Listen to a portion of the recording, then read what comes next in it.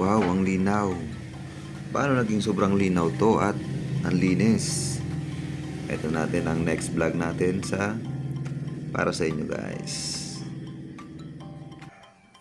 Maulang Tuesday morning guys.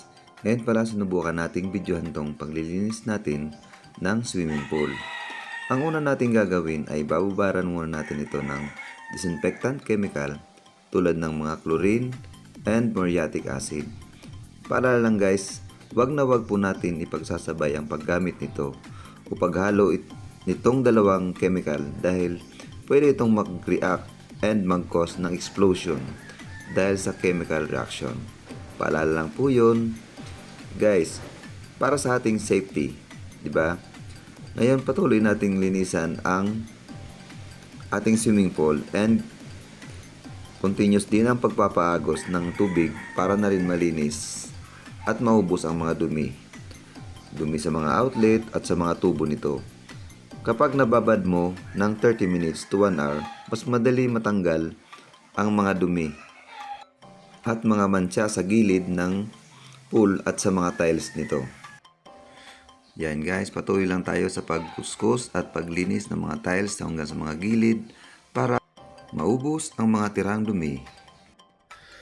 Para sa kalaman nyo, ang temperature ng tubig sa pool ay lukewarm o maligamgam lang. Kaya kahit buong araw kayo magbabad, okay lang. Dahil sobrang nakaka-relax at nakaka-enjoy.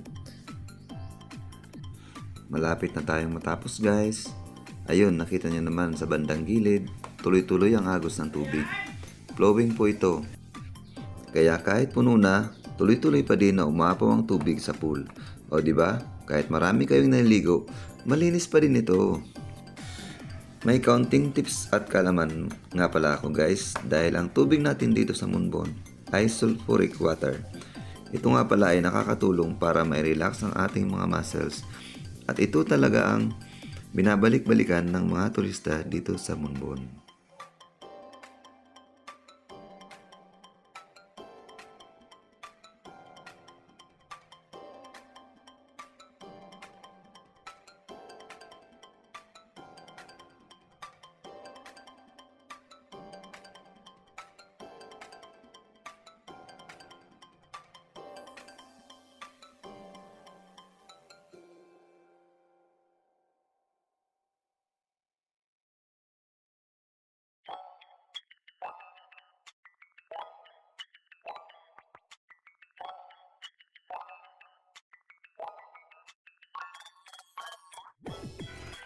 Ayan guys, malapit na tayong matapos.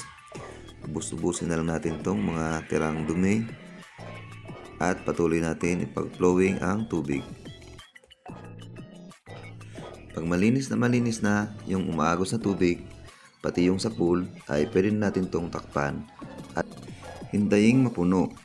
Siguraduhin pala natin na ang takip nitong drainage ay nakalapat talaga para maiwasan natin na may mag-leak o magbawas yung tubig niya pag puno na siya. And guys, hintayin na lang natin na mapuno ang swimming pool.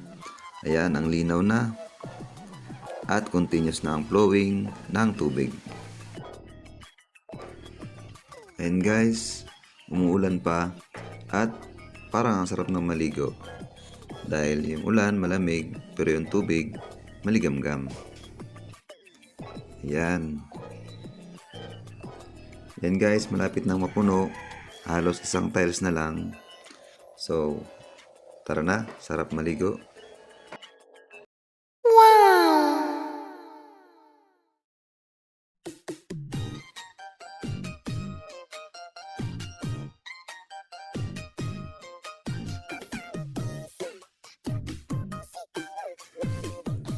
Thank you guys. Kung umabot ka sa video ito, anong resort dito sa Monbon ang napaliguan mo? Comment na lang po.